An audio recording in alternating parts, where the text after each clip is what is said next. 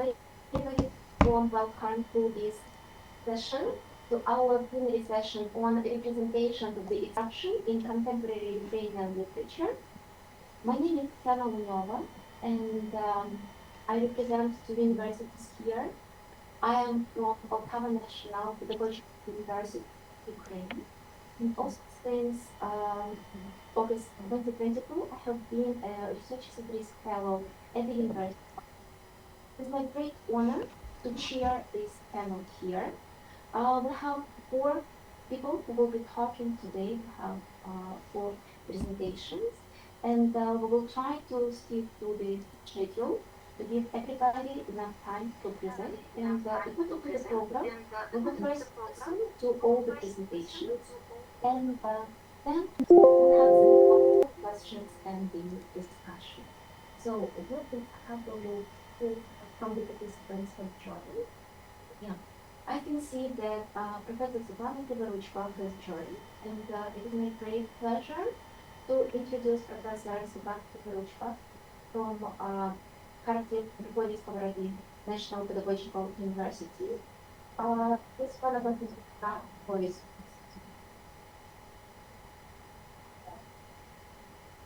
Dear colleagues, I am very nice to see you in this audience. Thank you for your interest in Ukrainian literature. I offer you an interpretation of the scientific problem, Vasyl Stus, the experience of internal resistance to external disruption, movie Forbidden by Roman Brovko. Just a moment, please.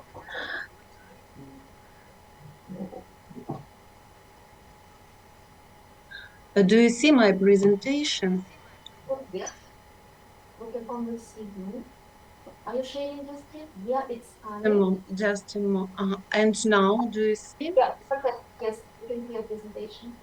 Very good. Dear colleagues, Europe is a geographical territory inhabited by many ethnic peoples who, in course of history, despite the ethno-linguistic nationalism initiatives of empire, have preserved their language, cultural tradition, and mentality. Just a moment.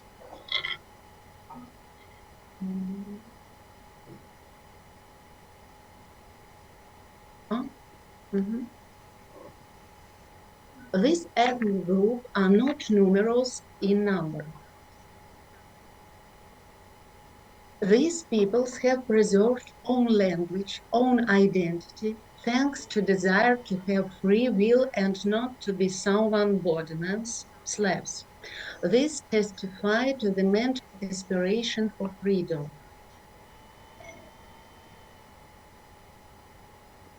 The concept of freedom reflects the spiritual orientation of Western Europe. The social system of the European Union emerged after 2000 of the memory of Western Europe. Safety is a guarantee for development in freedom.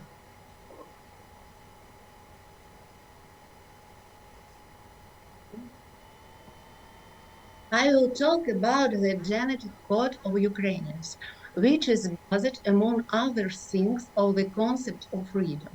From the point of view of revealing the concept of freedom, I offer an analysis of the film Prohibited, 2019, director Roman Brovko, screenwriter Sergei Tsipa, and Artemy Kirsanov. The biography version, Ukrainian poet Vasyl Stus, is laid in the artistic fabric.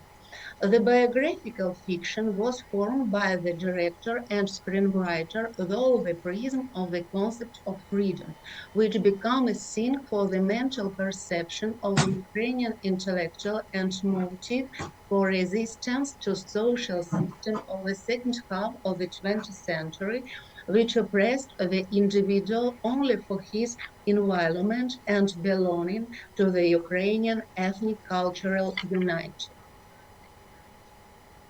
The director exhibited their problem, ethno-linguistic nationalism, the announcement dominance of the Russian language in the USSR. Pro-Russian system orientation revealed the futures of ethno-linguistic Russian nationalism.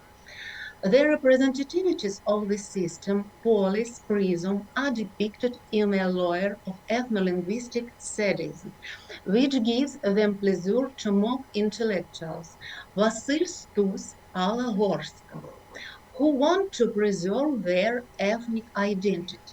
Through the pathos of patriotism, the director reveals the discrimination and violation of the rights and freedom of Ukrainian intellectuals, which was carried out by the representativities of the Soviet system power.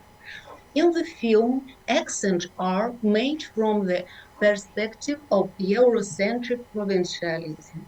Ukrainian literature is presented in the discourse of cultural discrimination, not only in relation to Russian, but also from a European perspective.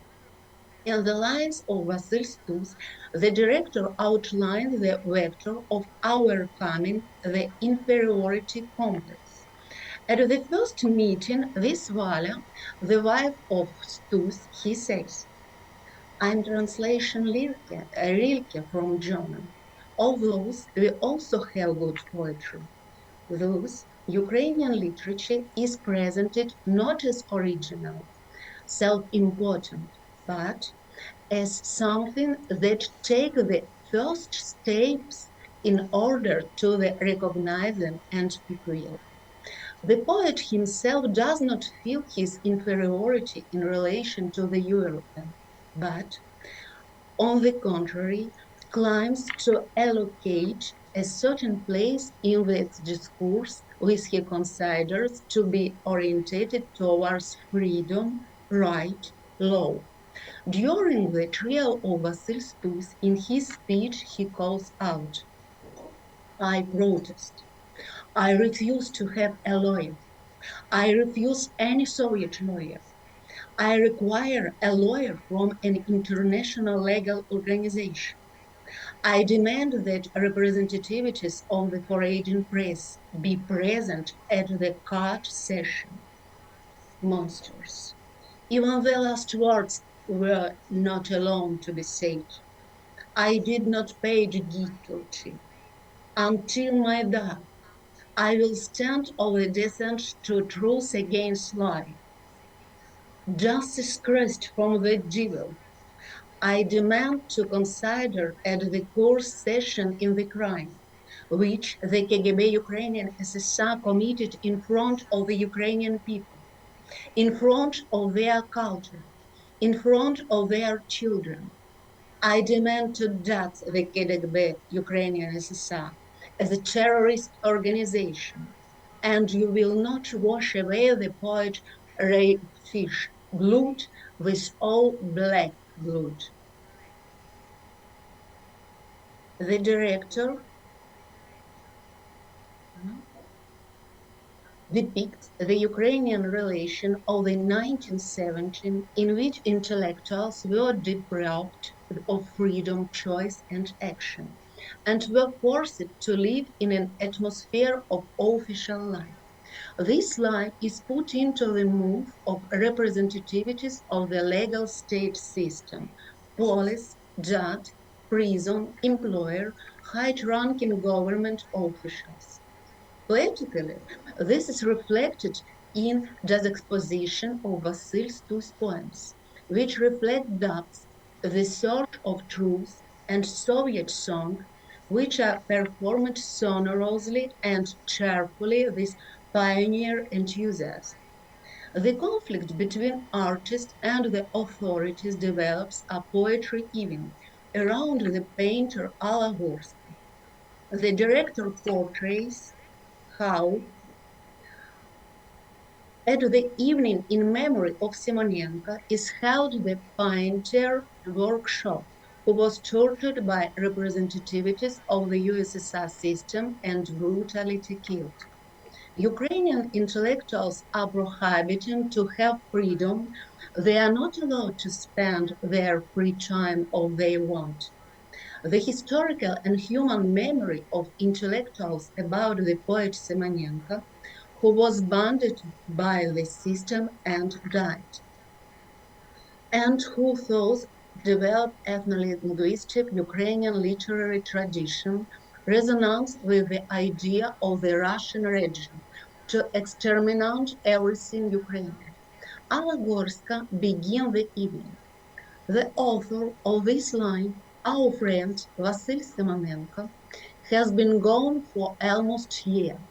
He was killed by people who were supposed to protest law and order.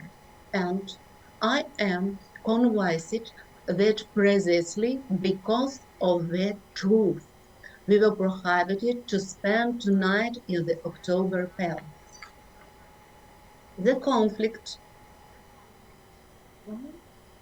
Mhm. The conflict between intellectuals and the police point to the absolute degrade of human rights in the USSR. The concept of freedom is revealed through resistance in the inner strength of the spirit of Vasyl Stus in Warsaw. On July 14, Ukrainian boxer Alexander Usyk presented Alagorska mosaic Bori Viter before the fight of Trafalgar Square, which was damaged in Mariupol as a result of shelling in 2022. They actively protest against the Ukrainian ban and their environment who listen them and support their presence. Ukrainian in this film is revealed as old in the emotional reaction of the characters, plot, collisions, landscapes, music, poems, which together embody the pathos of patriotism that is deeply internal and not official. Ukrainian patriotism is revealed in the conflict.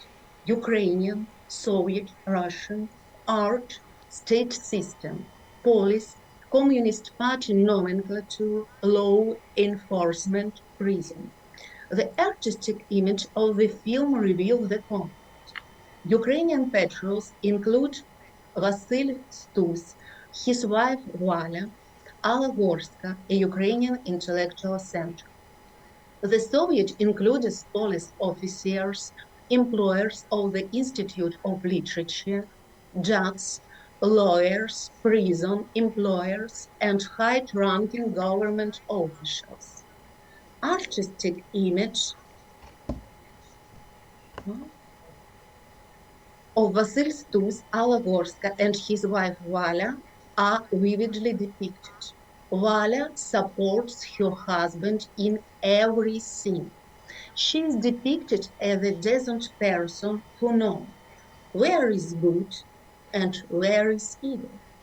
She does not give up her lover, although it is clear from the very beginning that he will have a difficult fate, that she will have to go through difficult trials, through the protest of the majority, through official reprohibition, through long lines when Vasyl Stus will be in prison, where his aunt will be killed.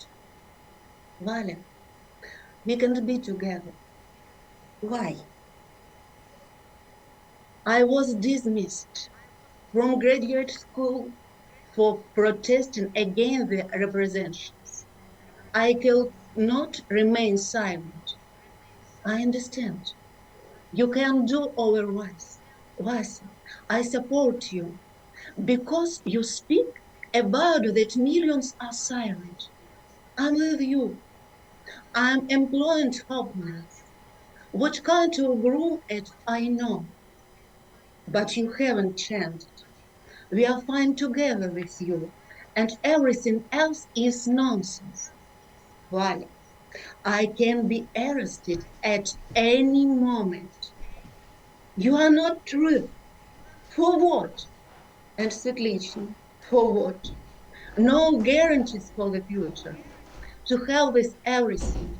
I love you. Vaля, Valusha, how happy I am to have you with me.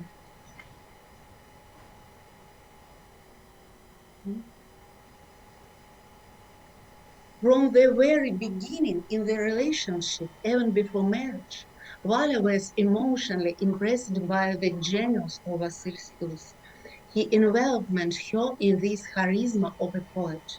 But this poet is decent, moral, from the point of view of Christian values, unlike most artists of the 20th century who reinterpreted morally. The difficult and trials of fate, opposition to the system, are too strong for him to face his energies of interpersonal and private troubles. The wife is reliable, decent. She is the only psychological support, peace, shelter where Vasyl Stus can emotionally relax and rest. I propose to sharpen attention around the problem of ethno-linguistic nationalism, which is presented in the picture of words in the film Prohibited. Through the mental conflict of the film Ukrainian, Russian, the historical memory of the Ukrainian ethnic group is revealed as an intellectual aspiration which was influenced by experience border of 300 years of history. Ethno-linguistic nationalism is a language policy, strategy, and introduction of certain language as a working language on the territory of a multicultural, multilingual state or a multicultural, multilingual organization.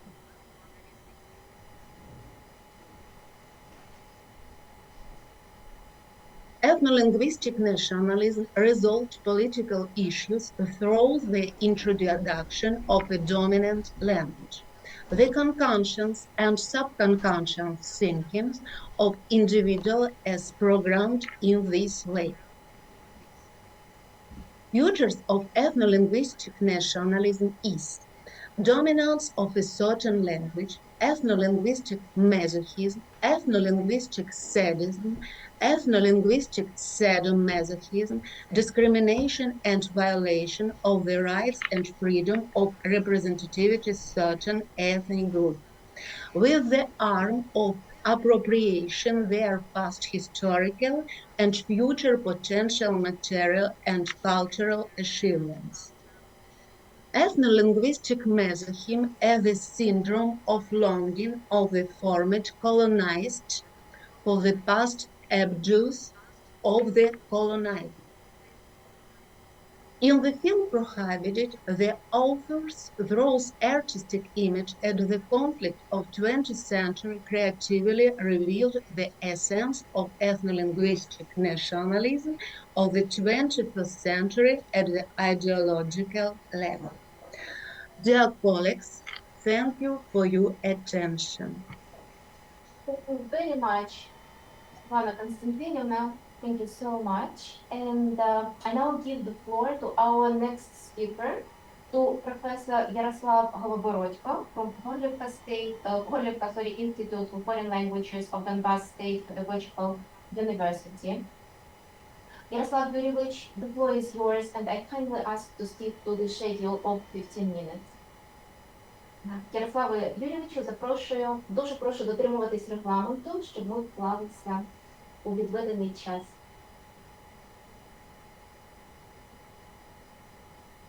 У вас виключений мікрофон. Unmute yourself, please. Все гаразд, так? Доповідь прозвучить українською і англійською мовами, і проситиму в цьому допомогти професорку Світлану Костянтинівну Криворучко. Отже, семантичні нейрони віршів Василя Стуса, якими натхненно живилися збірки «Круговерть» 65-й рік і «Зимові дерева» 70-й рік, що так і не з'явилися друком за життя митця, поліфункціонально розширили свою територію в поезії 1970-х років. Вірші, створені, за словами поета, між 71-77 роками склали його «Магнус Опус» – збірку палімпсести, опубліковану вже після смерті Василя Стуса 1986 року у видавництві «Сучасність» у Нью-Йорку. The semantic neurons of Vasyl Stus poems, which inspired the collections Korolenko 1965 and Winter Trees 1917, which were never published during the artist's lifetime, expanded their territory in the poetry of the 1970s in a multifunctional way. The poems created, according to the poet, between 1971 and 1977 constituted this magnus opus.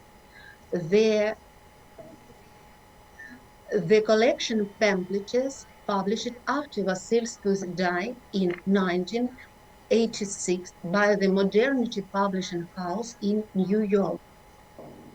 Вірші збірки палімпсести, гранично ущільнені семантичними нейронами, оприявлюють квінтесенцію мови поетового психосоматичного нерву.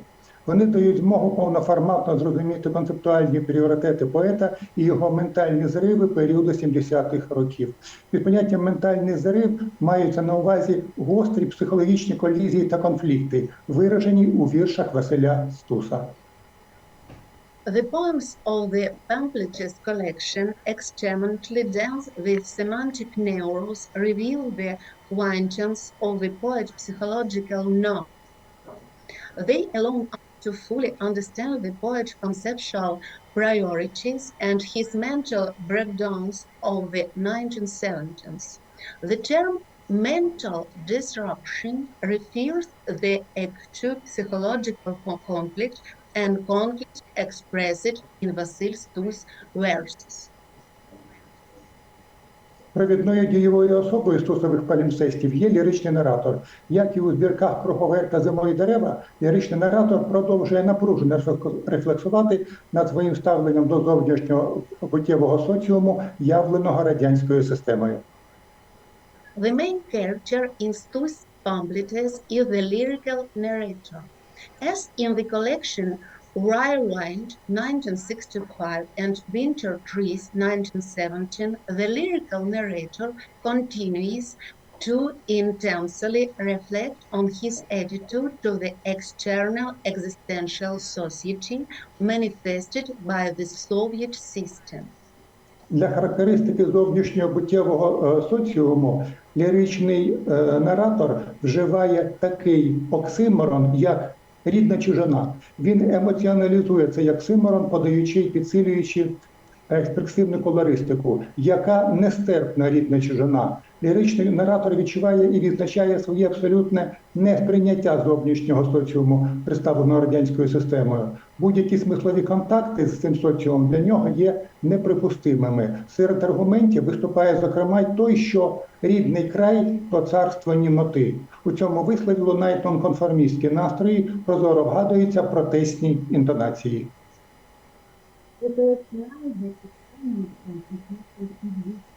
The lyrical narrator issues such of oxymoron as native stranger. He emotionalized the oxymoron, adding at intensive expressive coloring. What an unhirable native stranger! The lyrical narrator feels and notices his absolute rejection of the external society represented by the Soviet system, and semantic contacts with this society are unacceptable for him. Among his arguments is, in particular, the fact that the native land is the realm of darkness. This statement is full of nonconformist sentiments, and one can clearly guess the protest intonations. У у зовнішньому буттєвому соціумі життя є лише на перший поверховий погляд. Але якщо зазирнути глибше, то воно, життя, там відсутнє. Свою інтерпретацію цього соціуму ліричний наратор подає через такий малюнок, насичений семантичними і методологічними значеннями. І сонце, в душу світячи, не гріє, в змертвілих лицях відумерла ніч. In the external existential society, life is presented only at first superficial glance. But if you look deeper, life is absent. The lyrical narrator presents his interpretation of this society through a following picture, full of semantic and metaphorical meaning. And the sun shining into my soul does not warm me in the died face, the died night. На противагу зовнішньому буттєвому соціуму, явленому радянською системою, ліричний наратор Василя Стуса послідовно утверджує власну інтелектуальну суверенність і особистісну незалежність. Ментальний зрив у свідомості ліричного наратора відчувається в тому, що він розуміє усю драматичність наслідків своєї опозиції у зовнішньому буттєвому соціуму. Проте ліричний наратор лише підвищує аксіологемний градус своєї опозиційності. Він утверджує себе і свою непідвладність системі через такий меседж «Та сам я єсмь». In contrast to the external existential society represented by the Soviet system, Vasyl Stus, lyrical narrator, consistently asserts his own intellectual sovereignty and personal independence. The mental disruption in the lyrical narrator conscience is felt in the fact that he realizes the dramatic consequences in his opposition to the external existential society. However, the lyrical narrator only increases the axiological degree in his opposition. He asserts himself and his resistance to the system through the following message: but myself I am. Альтернативою зовнішньому буттєвому соціуму для ліричного наратора стає його внутрішній емоційно-інтелектуальний простір. Його формою мислення, його способом життя стають вдивляння, вслухання як у зовнішній буттєвий соціум, так і у свій внутрішній простір. For the lyrical narrator, his inter-emotional and intellectual space becomes an alternative to the external existential society. His form of thinking, his way of life is looking and listening both to the external existential society and to his inner space. Власний емоційно-інтелектуальний простір ліричний наратор насичує тим, що, за його словами, він живе згадкою, мороками спогадів, живе в снінні тими образами, картинними уявленнями, які для нього становлять смислову цінність. Для ліричного наратора надзвичайно важливою стає емоційна і рефлексійна можливість, як він говорить, навертань у своє. The lyrical narrator saturates his own emotional and intellectual space with the fact that, in his words, he lives in memory, in the darkness of memories, lives in a dream with those images, pictures, and concepts that are semantic value to him. For the lyrical narrator, the emotional and reflective possibility offers his part in converting to one's own becomes extremely important. Ментальний зрив у поезії Василя Стуса 70-х років виявляє себе, зокрема, в тому, що він відчуває неминучість тяжких випробувань, які чатують на нього. Він прозірливо передбачає аскезу власної долі, стверджуючи: «Пройдімо лабіринтом бід до свого реченця».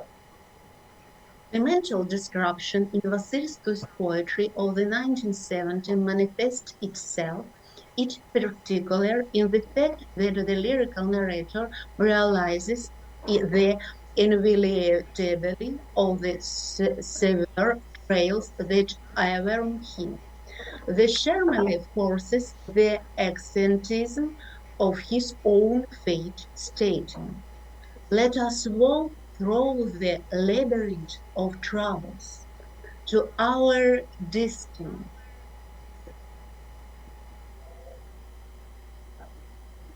Ментальний зрив у свідомості ліричного наратора також виявляється в тому, що йому властиве перечуття краю, межі, порогу, які насуваються на нього. Цим відчуттям і перечуттям власного фатального порогу, цим мотивом Танатосу пройняті численні віршовятки стусової лірики 70-х років.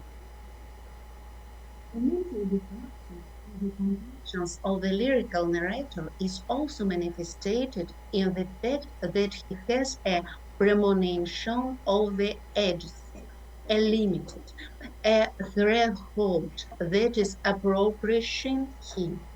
This feeling in anticipation of one's own fatal threshold, this Thanatos motive, it embodied in numerous poetic sequences of Vasyl Stus lyrics of the 1970s.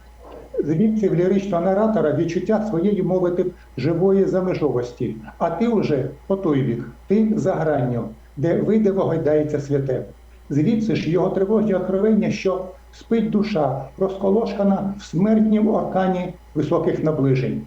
Звідси постає і усвідомлення трагізму власної долі, яку ліричний наратор подає метафорично. Ця Богом послана Голгота. Звідси й шукання ліричним наратором ресурсів для внутрішнього стояння. Господи, дай мені жити. Звідси його парадоксальна емоція бажання «сподоб мене, Боже, високого краху».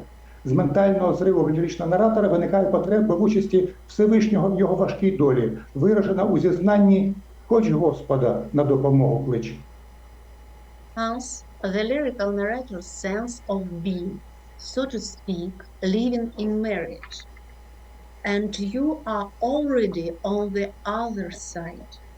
You are beyond the age where the holy shaven vision, hence his disruption, revelation that sleeps, the soul, spilled in the mortal organs, of height approaches, hence of the realization of the tragedy in his own fate, which the lyrical narrator presents metaphorically.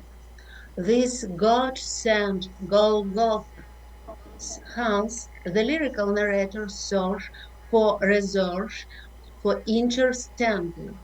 God, let me to live, hence his paradoxical emotions of desire. Make me, O God, a height prop.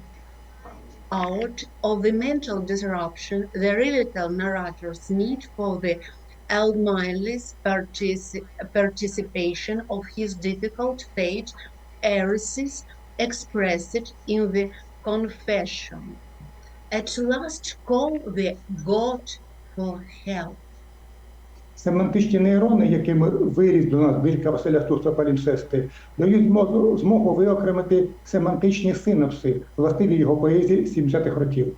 Разом ці нейрони і синапси ретранслюють багатовимірні ментальні зриви, які були атрибутивною властивістю стусової лірики 1970-х років. Дякую за увагу.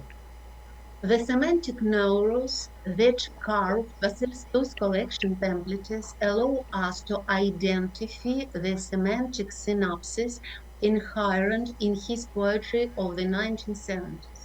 Together, these neurons and synapses rely the multidimensional mental disruption that were attributed future of Stus poetry of the 1970s. Thank you for your attention, dear colleagues. Ще раз дякую за увагу, за можливість виступити. І ще раз хочу подякувати професорці Світлані Костянтинівні Kryvoruchko за допомогу, за прекрасну англійську мову. Thank you for your nice word. Yeah. Thank you very much indeed, dear Professor Goloborodko and dear Professor Kryvoruchko. Many thanks also for keeping to the time, yeah, and sticking to the time slot. Yes, thank you so much. Дуже дякуємо. And according to the program, the third presentation is mine. So I need to start it.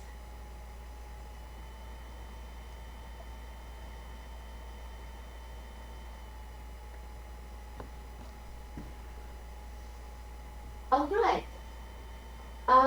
It's my great pleasure and my great honor to talk about Poetics of Disruption in Maryna Ponomarenko's poetry collection, The Book of Love and Fury. Maryna Ponomarenko is contemporary Ukrainian poet and she writes in Ukrainian. Yeah, I'm going to start the timer. Yeah. So a few words about this collection. This collection was published in 2023, and the poems that were included into this collection were written between 2019 and 2022. In the annotation to this book, we have this explicit statement that the poems were written during the COVID-19 pandemic and then during Russia's full-scale invasion of Ukraine. So conspicuously, yeah, this point is highlighted that the poem's conception and then creation is closely connected with these two events that significantly disrupted the life of Ukrainian people. Overall, the collection comprises 30 poems.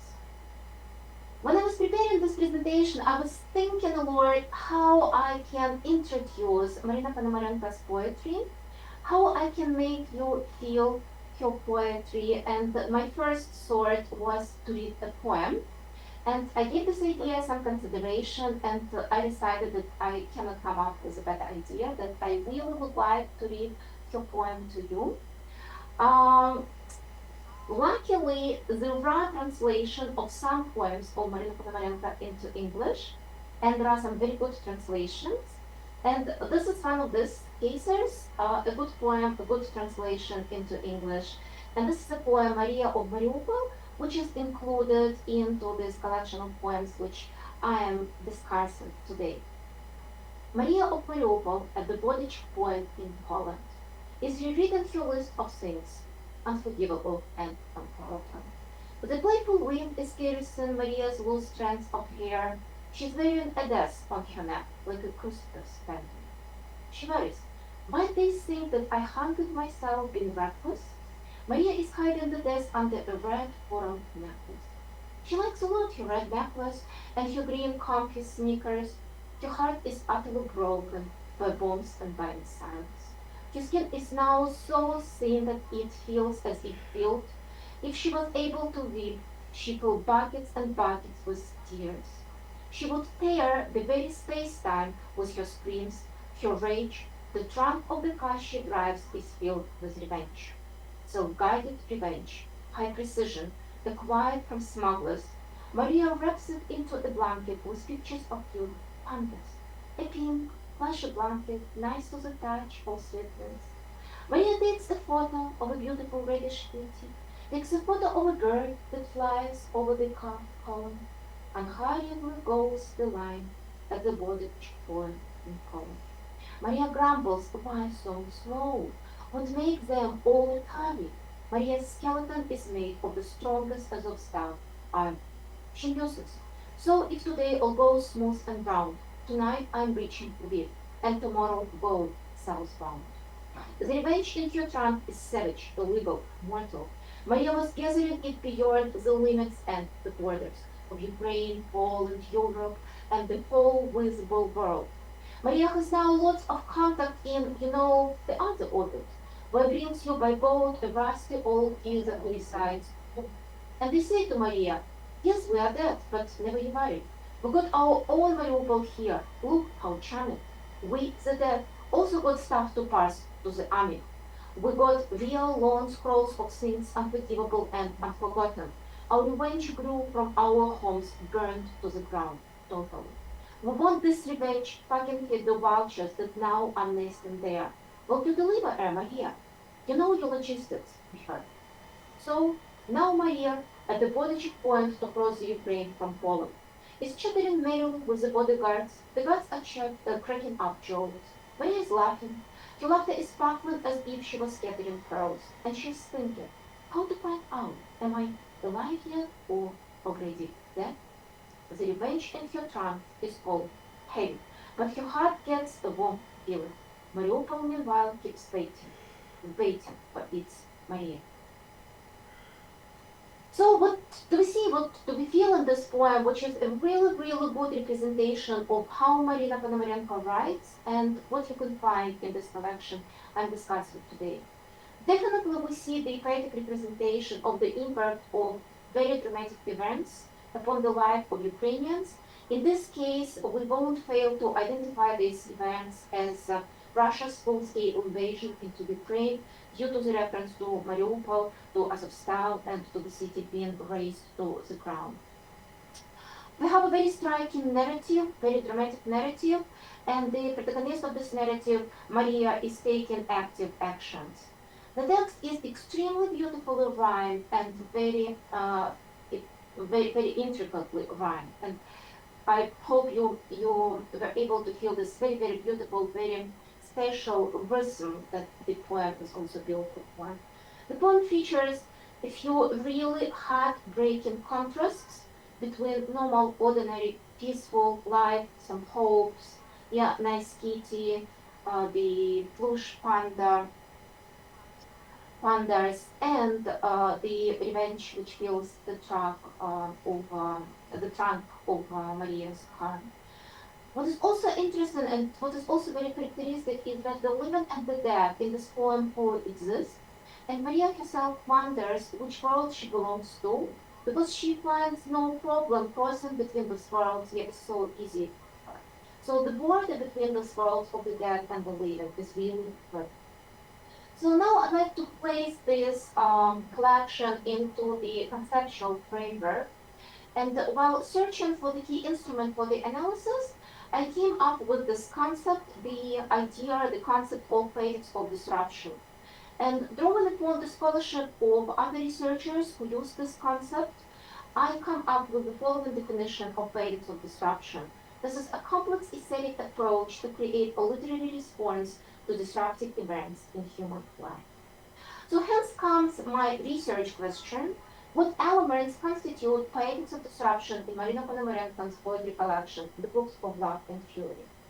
And to this end, I employed the stylistic and poetological analysis, and I analyzed this poetry on several levels, and I looked into the imagery and motifs of these poems, as well as I studied the narrative, stylistic, intertextual, and paratextual elements of the poems included into this collection. So let me present my findings very, very briefly. Let me start with the imagery. So what strikes us, first of all, is that the so-called natural world, we can also say real world or material world, and the supernatural world, also spiritual, mythological worlds, are always very, very closely linked. For example, in the poem, the first line of which is, "This is a simple girl leader," and here I make brief digression, I'll make a disclaimer. Maryna Ponomarenko poems do not have names, do not have titles. They are identified by the first lines, and this is how I will identify her poems throughout my presentation.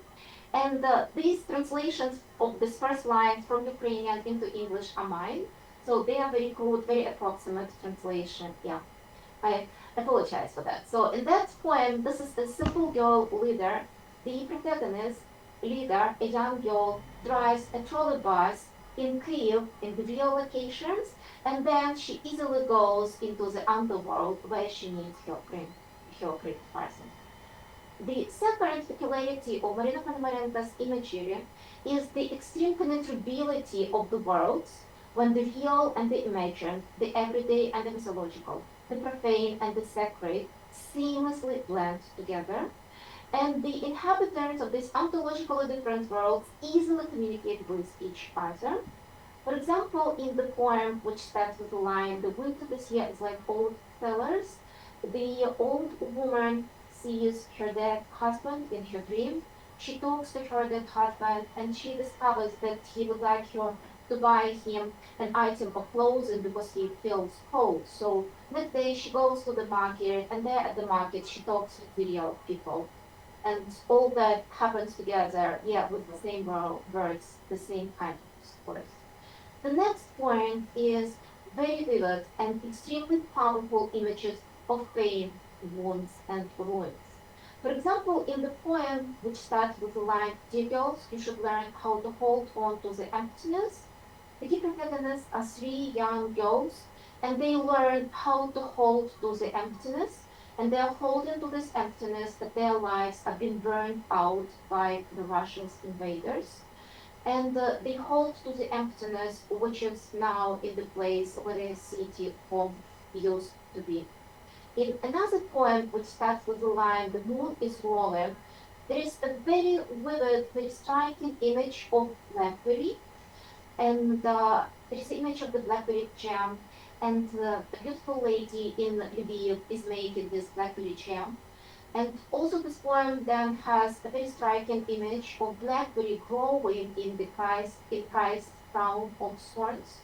And the poem finishes with the blackberry stain, and this blackberry stain is really reminds and metaphorically represents the blood from the wound. The next point is that very often the poems feature the strong links between different generations. I mentioned this poem, "The Simple Girl Leader," and she is very, very intimately connected with her grandfather. He gave her advice very often. She tried to follow this advice. She feels very warm feelings towards him, and she comes to visit him in the underworld. And another image which is recurrent in this collection of poetry is the image of heritage.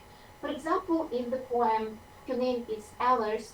Alice inherited the flat, quite a peculiar flat. I'll tell a little bit about this flat today later.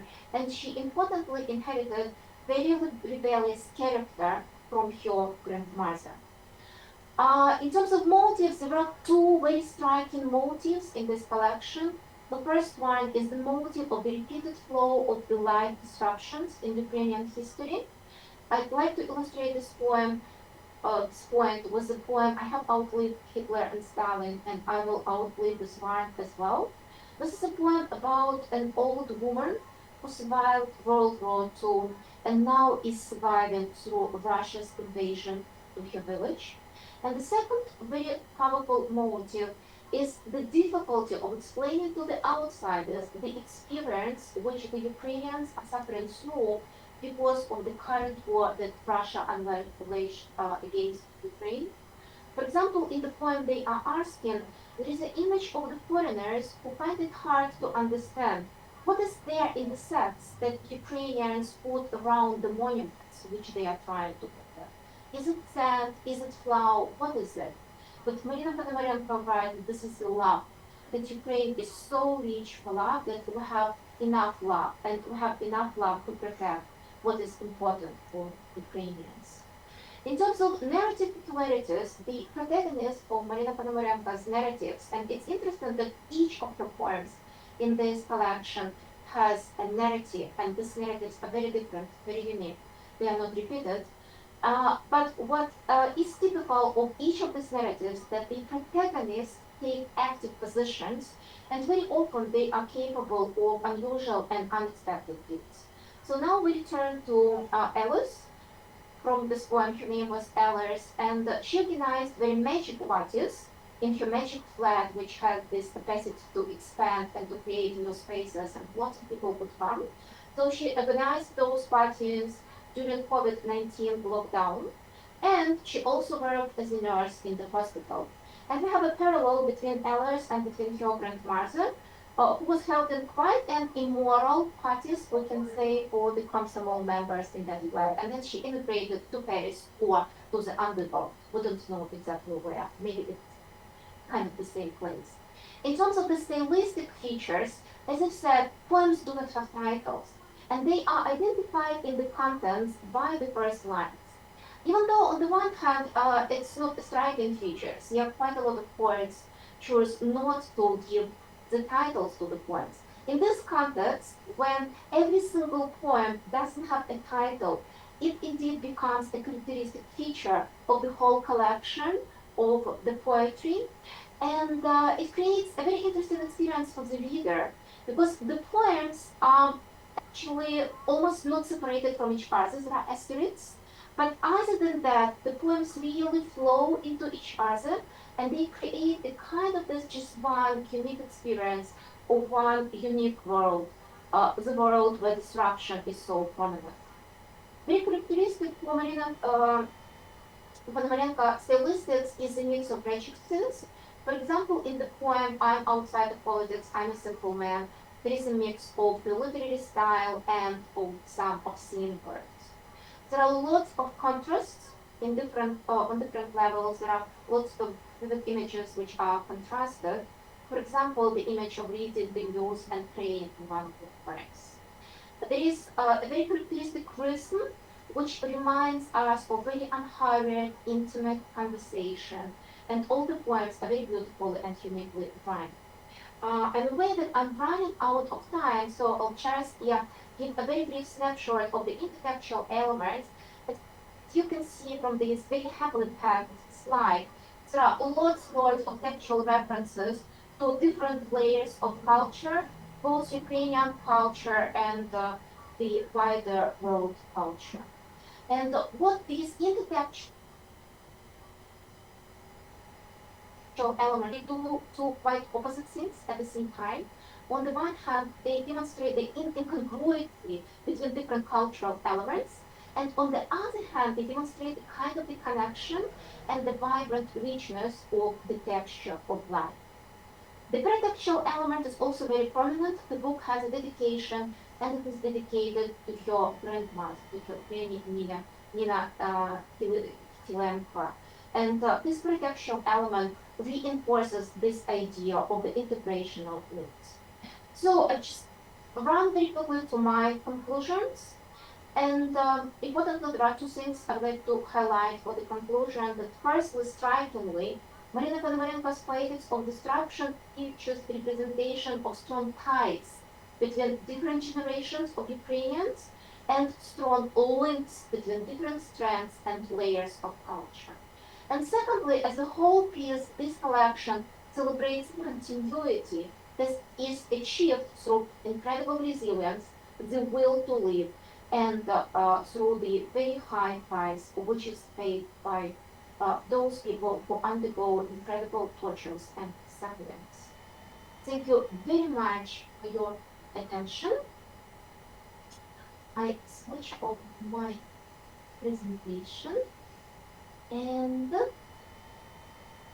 I would like now start the next presentation and I would like to give the floor to the next speaker. It's my great pleasure to introduce Maryna Ponomarenko, who is a PhD student and at the Skovoroda, Kharkiv National Pedagogical University. Maryna, the floor is yours. Thank you.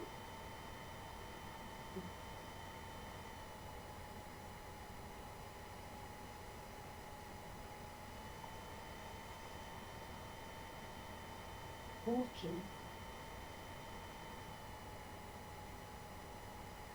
Dear colleagues, esteemed participants of the Congress, my pleasure to introduce my work to you today. My presentation is dedicated to the novel that can be considered as one of the most poignant and profound artistic reflections on the events that shaped Ukraine at the end of the 20th century. I refer to Maria with Lombard at the end of this century by Vasyl Stus. A work recomposed its mind not only as a literary phenomenon but also as a symbolic expression of national memory, spiritual resistance, and cultural continuity in the face of profound tragedy. Before turning to the text itself, let me briefly introduce you the author.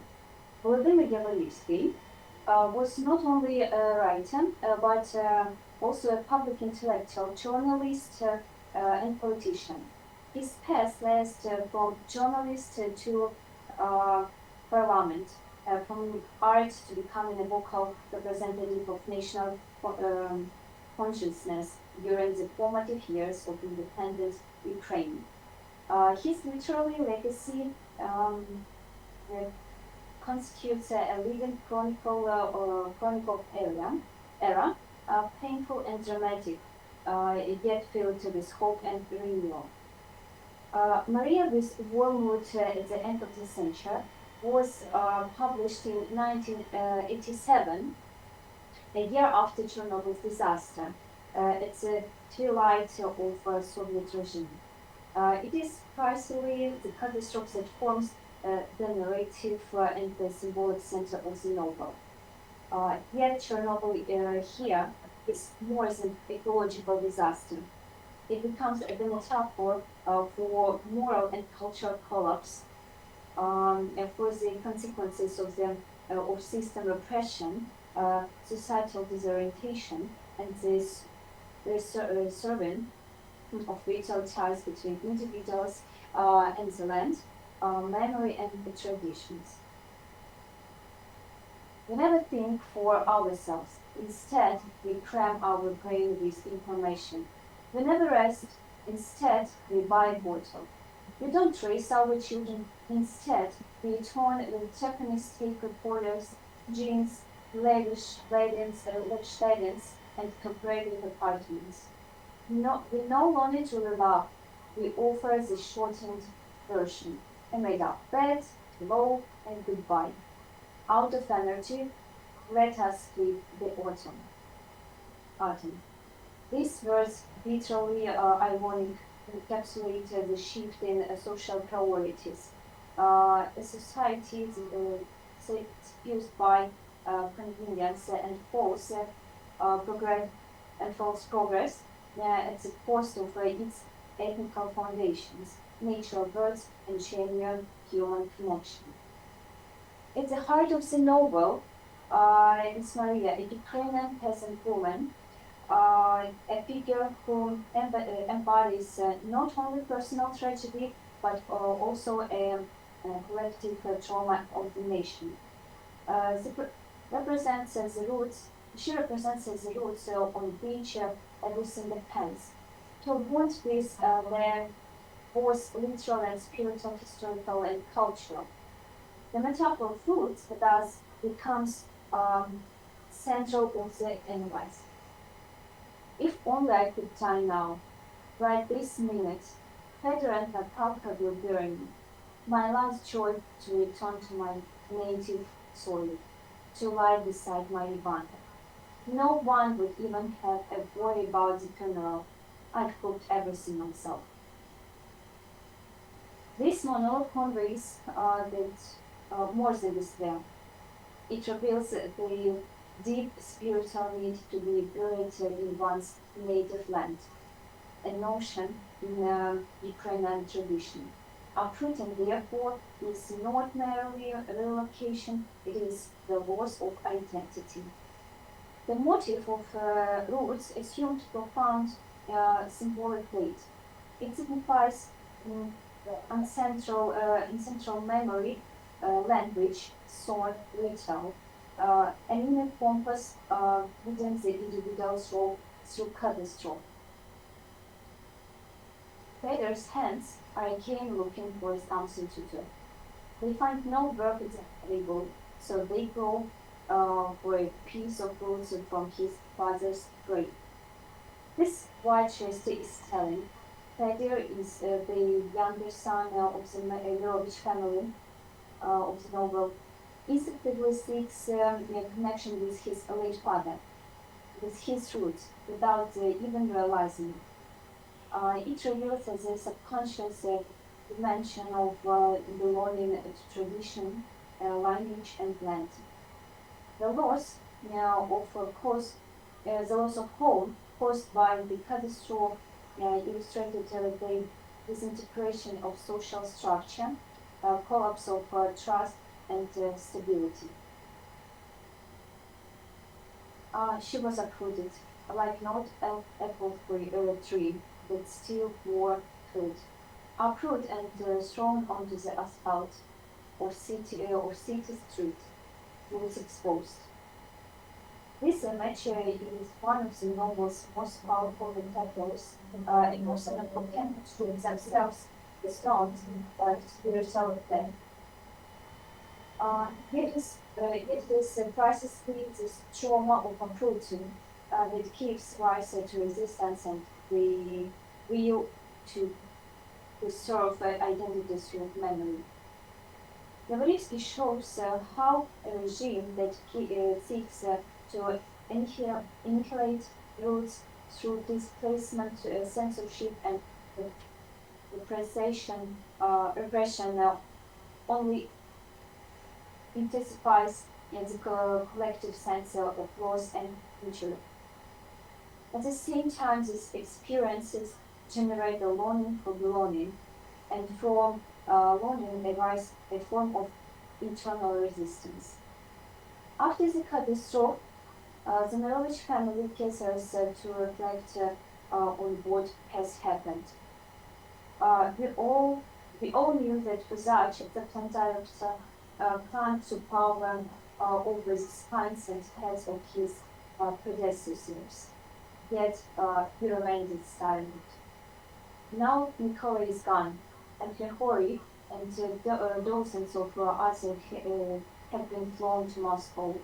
The whole city is being evacuated, the entire district. This land may become a desert. Now we all will have to atone for tolerating the possessions, for keeping silent, for hoping it will work out. Everyone lives like this. I will get through it too, quietly. This passage lays bare a national trauma.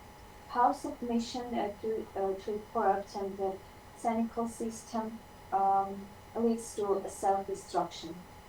Silence, as it becomes habitual in totalitarian societies, ultimately results in catastrophe. To borrow from Brodsky, silence is a form of complicity. Yavritsky does not idealize Maria or the people. He presents the pain, confusion, and fragility. Yet, counterbalancing this is resilience and the capacity for renewal. The symbol of this is wormwood, terror yet tenacious. In Ukrainian culture, wormwood signified sorrow, purification, and painful memory. Even the wind, it seems, smells of wormwood, and time had turned bitter, like this herb. Wormwood in the novel is a metaphor of a traumatic experience that endured even in the aftermath of devastation. Despite the bitterness, it remains part of identity. It is Ukraine, wounded, yet alive. This is our past, not through forgetting, but through awareness and remembrance. The novel creates a polyphonic space where voices of men and women, young and old, beliefs and those who believers and those who have lost a face are all felt. Maria's eyes are fixed on the photographs of the Mirovich family. The faces of her sons, her husband, her daughter-in-law, grandchildren, they poured before her, so alike, so dear. The faces of viewers disappear, only to reappear. Eyes, lips, Ivans, Ipolis, Sasha's, Daria's, Grigory's, and grandchildren's. Only she heard their voices in the hushed stillness of the house. Mama, I'm hungry. I saw Papa on a motorcycle with some lady. I go into university. I'm moving to Moscow. Don't scold me, Mama. I'm Maryna Lunyova. We are already together. Just need to register and have the betting. Grandma, I read my pants. It's a mean. Mama ran away from me. I'm not chasing ducks from the river. You keep on calling me Sasha. I'm Alessa. I won't call. Ruslan lost a tooth. He gave it to me. Why don't you love me, Mama? I didn't throw myself to cover. He'd have drowned if I hadn't married him. Maria rises and the voices fall silent. This is not only a story of a village or of displacement and loss. It is also a story of a nation that has repeatedly had a rediscover its identity through pain and fragmentation. The novel offers an oral history of sorts and one that captures not just events, but the emotional experience of a nation, learning to live with trauma. Let me conclude my drawing attention and attention to literature's role as both a social and spiritual mechanism for interpreting trauma. Yablevsky does not merely narrate a tragedy through symbolism, imaginary and poetic language. He lays the groundwork for reflection and cultural consciousness. Literature becomes a space not only for expressing pain, but also for transforming it into shared experience. What makes a novel especially valuable is that it affirms not only the necessity of preserving roots, but also the awareness of inevitable change. A nation is not a fixed essence. It is a dynamic entity that evolves, yet must remember its foundations. This is why, despite its tragic core, the novel does not succumb to despair. It offers hope. To summarize, Maria Ponomarenko at the end of the century is not merely a literary report of catastrophe. It is cultural manifesto and remembrance. Through the metaphor of roots, Yablevsky speaks of something fundamental, a human connection to land, to nation, and to history. This connection, even beneath to rubble of tragedy, does not vanish. And it's precisely that enables us to endure, preserve, and be reborn. Thank you for your attention.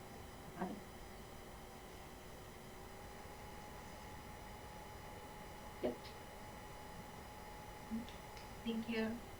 Yeah, thank you very much, Mariana. It's perfect timing, absolutely perfect timing. Yeah. Good. So now we can open floor for the discussion. Yeah. So if the colleagues would like to unmute themselves and ask some questions.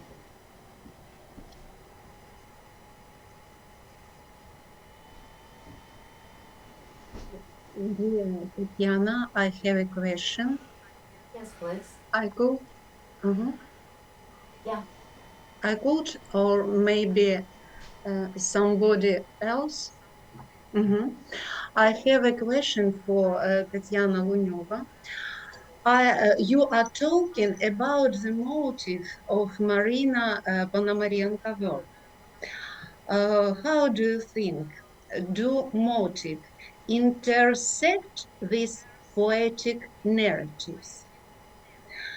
Can we interpret a motive as a narrative? How do you think? Yeah, this is a great question. Yeah. In particular, in talking about Maryna Ponomarenko's work, definitely the motives and narratives are very, very closely interrelated. And the motives are represented via narratives. Yeah, so this is a narrative about something, what the narrative leads to. So there is always this very, very close connection. Yeah, so what I mean to say, yeah, just in other words, maybe to reformulate it a little bit. Yeah, so every narrative, when it leads to a motive, yeah, it leads to something else. Yeah, so it's not just a story about somebody, it's also a kind of more general story, yeah, more metaphorical story or more symbolical story. On the other hand, all the motives are very, very deeply embedded into the narratives, and that's why they have this flesh, yeah, they are embodied, yeah, so they are not just abstract statements, but they are really the blood and flesh of the poetry and of life. Mm-hmm. Have I answered the question? Thank you for your answer. Можна поставити запитання? Прошу. Можу, так? Прошу, так, будь ласка. Запитання до Світлани Костянтинівни. Світлана Костянтинівна, наскільки знаю, ви мали, якщо не помиляюсь, ви мали зустріч із творцями фільму «Заборонений» про Василя Стуса. Що дала ця зустріч вам для розуміння постаті, творчості, особистості Василя Семеновича Стуса? Спасибі за питання. Пані Тетяно, якщо можна, я буду відповідати українською, і або ви, або Мар'ян тоді спробуєте мене перекласти. Можливо так зробити? Дякую. Пані Славі, я думаю, що наразі навіть немає потреби, тому що у нас всі україномовні зараз учасники. Зараз трошки інша ситуація. Так. Ясно, я зрозуміла. Ви знаєте, це дуже цікаве питання, і я думаю, що я краще зрозуміла взагалі про процес мистецтва, про процес створення кінематографу, наскільки це дуже складна робота. І саме про Стуся, от, мабуть, я просто дуже вдячна митцям за те, що вони спробували популяризувати цю видатну постать. Що я розумію, що в цьому фільмі вони зробили дуже багато перспектив, що дуже багато залишилося за кадром, і особисто мені самій довелося дуже багато ще попрацювати для того, щоб краще усвідомити, що вони не показали. Якщо говорити про глибину і про пізнання, то воно відбувається не під час зустрічі з режисером, а саме коли глядач доторкається до цього фільму, розуміє, що там дуже багато питань, і коли він самостійно намагається собі відповісти на ці питання. А щодо зустрічі з режисером, ви знаєте, я зрозуміла, що це людина, що режисер – це людина. Якщо раніше у мене були ілюзії щодо мистецтва, то зараз я розумію, що ці прекрасні речі створюють люди. І що нам з вами, філологам, легше, письменникам легше, тому що ми малою кров'ю можемо, на відміну від митців, я маю на увазі художників, режисерів, акторів, скульпторів, можемо втілювати свої замисли. Тобто нам досить мати просто себе для того, щоб щось сказати. І книжку. Матеріальні вливання нам не потрібні, і за це я розумію, що це все дуже-дуже дорого. Кіно – це дуже дорого. І те, що наша країна спромоглася показати цей фільм, спасибі і режисеру, і акторам. Не знаю, чи відповіла я на ваше питання. Вибачте. Так, дякую. Безперечно, безперечно. І ще одне запитання можна? Будь ласка. Це запитання до вас, шановна Тетяна Володимирівна. Оскільки неодноразово стикався з ситуацією, що українські поети, прозаїки, поетки, драматурги, драматургині насамперед відомі в українському просторі. Ну, є певна замкненість популярності, і лише невеличке коло сучасних українських письменників має більш-менш пристойну міжнародну рецепцію і сприйняття, то як ви вважаєте, або які є реальні перспективи міжнародного визнання, на ваш погляд, творчості Марини Пономаренко, оскільки це важливо і для самої письменниці, ну, в нашому випадку поетки, і загалом для української літератури? Дякую за запитання, дуже слушне, і я дуже багато над ним думала. І, власне, одним із ключових мотиваторів того, що ми зробили цю секцію, цю панель цього року, і був мотив того, щоб якимось чином популяризувати українську літературу на широкий загал, щоб вона прозвучала так, щоб це слово прозвучало про нашу українську літературу цього року, наприклад, в Лондоні.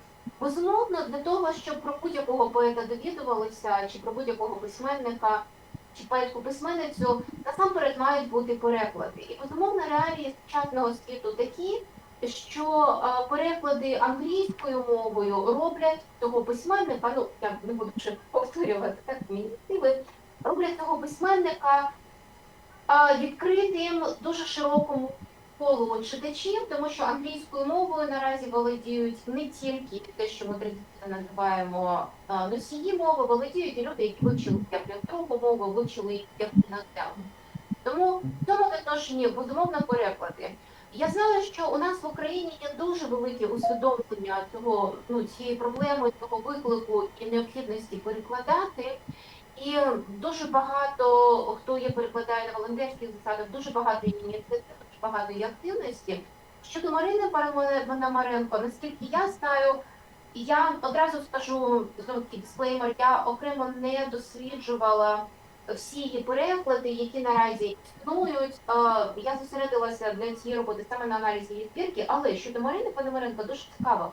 Вона є дуже популярною у соціальних українських медіа. Власне, я її знайшла через Фейсбук, через тих людей, з якими я була у друзях, і вийшла на її поезію таким чином. Вона є дуже популярною, вона дуже часто виступає на багатьох публічних читаннях. І ця її публічність привела до такого дуже позитивного результату, що її почали помічати, її почали перекладати. І люди перекладають, просто вона викладає ці переклади знову-таки в своєму Фейсбуці, їх поширюють, вони поширюються в інтернеті потрошку. І було дуже хороше англомовне інтерв'ю з Мариною Пономаренко.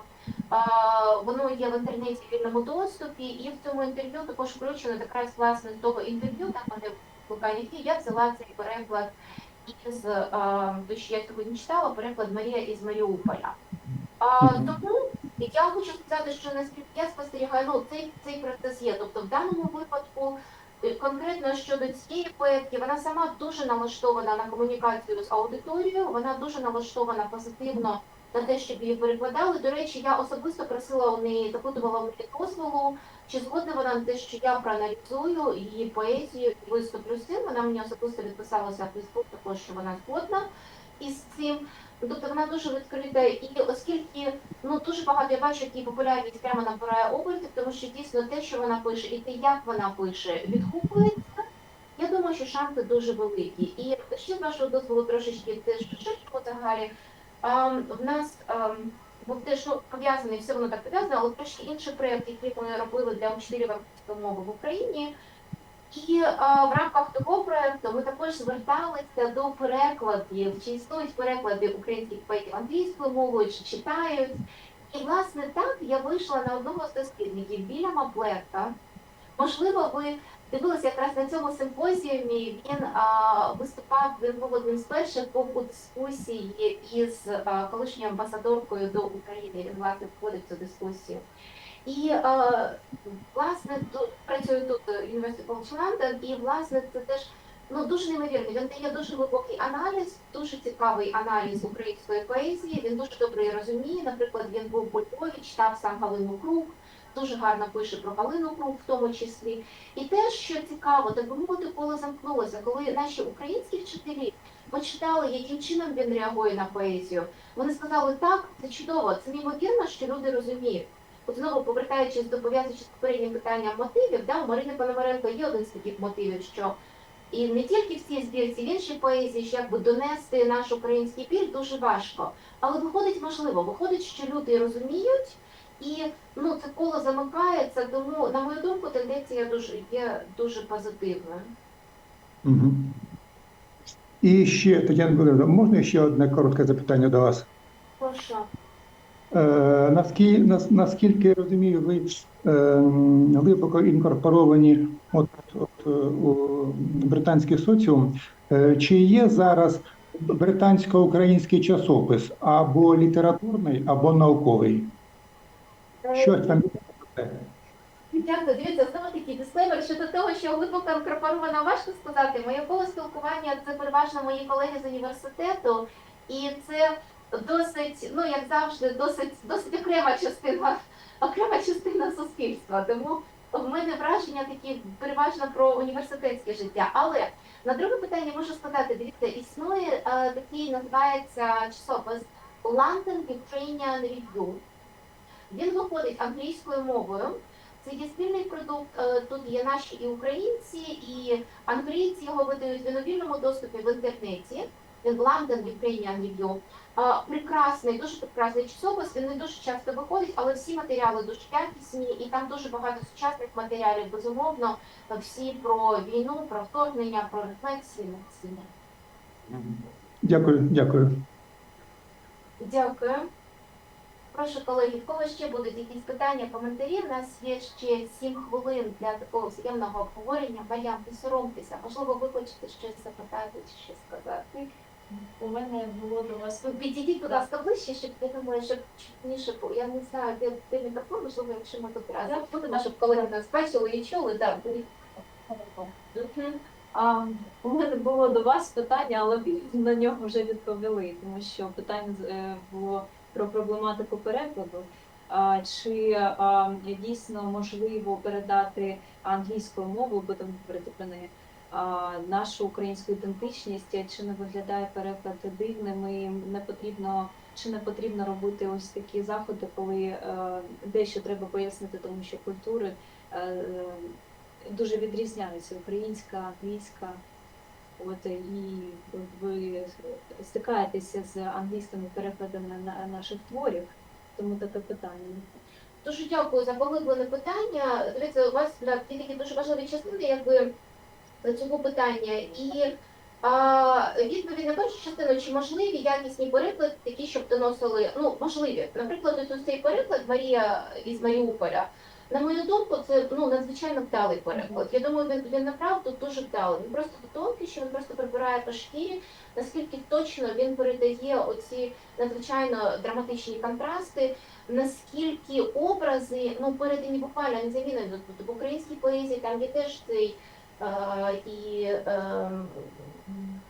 цей ланцюжок, це на шиї ці коралі, це намисто, і той же килимочок із тими рожевими кантами. Тобто перекладачу вдалося до дрібниць справді перекласти, і ще більше того, йому вдалося зберегти риму ключових слів. Тобто інколи ясно, що римуються інші слова, але інколи навіть ключові слова, ті, які дуже семантично навантажені, вони римуються в українській поезії, вони римуються і в цій поезії також. Тому можливо.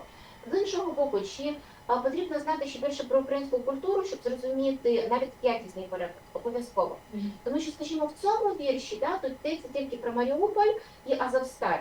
Так, якщо не розуміти Маріуполь і Азовсталі, з чим це пов'язано, да, то можливо це просто можливо цей вірш можна було б проінтерпретувати просто як про живих і померлих, щось я б не знала. Да? Тобто безпосередньо і в оригіналі в перекладі не вказано, що це там Росія, агресія. Да? Ми маємо, що це помста, ми маємо про те, що це ці missiles, да? Про те, що ці ракети самонавідні. Тобто у нас є натяки, ми розуміємо, що є якийсь військовий конфлікт, але в даному випадку це не просто абстрактний конфлікт, це дуже конкретний конфлікт, причому це дуже конкретний в часі визначений конфлікт. Да?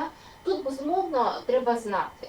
Ясно, що без цього не буде. І, власне, там той був мій слайд, де було про інтертекстуальність, там перше йшла українська міфологія. І її дуже багато.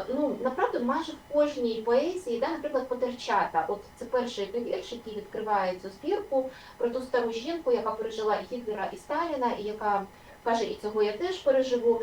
І от там фігурує образ Потерчат, це ті російські солдати, які спотикаються в цю бабину хату, вони там помирають, вона їх ховає, і вона до них звертається, вона каже, що бідні, вона навіть жаліє, вона каже, за вами навіть на Псковщині навіть у вашої матері серце не денькає за вами. Вона пускає в хату погрітися. Для того, щоб зрозуміти, ясно, що треба розуміти, що таке Потерчата в українській культурі, що це душі померлих українських нехрещених дітей. І тут ще знову цей образ нехрещених саме. Да? Тобто він дуже на багатьох рівнях починається дуже потужно спрацьовувати. Тобто, безумовно, мені не вдалося знайти перекладу цього вірша, але потенційно я розумію, яка це трудність, який це виклад буде для перекладача, або тоді потрібні будуть коментарі. Або є люди, які хочуть вивчити. Власне, Марина Пономаренко, вся така поезія. Коли йдеться там про ту Еліс, і про квартиру, і про бабусю, дуже багато відсилань до радянських реалій. До того, що бабуся, наприклад, щоб виїхати в Київ, якимось чином вона десь взяла цей паспорт. Да? Тобто, якщо не знати тих реалій, що люди до 60 якого там року, вони не мали паспортів в селах, і вони просто були прив'язані, вони були просто раби, не могли виїхати. Да? Цей рядок провисає. Але в тому контексті він дуже важливий, тому що це теж був неймовірний крок. Тобто там протагоністи, вони роблять неймовірні кроки. Він є дуже важливим. Тому знову-таки, дивлячись ширший контекст, дуже важливим є те, що є дуже багато форумів, є дуже багато доповідей, є дуже багато людей пишуть і про українську культуру. І все в цілому, я переконана, воно працює. Тобто воно працює на те, щоб збагнути більше, збагнути глибше. І знаючи щось про українську культуру, зустрічаючи якийсь український текст, тоді є можливість його адекватно сприйняти, заглибитися і зрозуміти. Я зараз гляну, що так, і ми саме виходимо, дорогі колеги, ми виходимо на перерву. У нас перерва 15 хвилин, ми так і зробимо цю перерву відповідно до програми. І після перерви у нас буде друга частина нашої панелі, буде у нас дві доповіді. На жаль, третьої доповіді не буде, колега не може виступати, але дві доповіді у нас будуть, тому я вас дуже запрошую, якщо у вас є можливість, випити чай, каву і через 15 хвилин долучитися до другої частини. Так, поки що перерва. Дякую і усім гарного. Спасибі, шановні колеги, за організацію. Дуже дякую.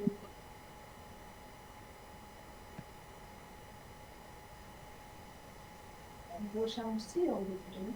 Ці аудиторії, так, це аудиторія просто.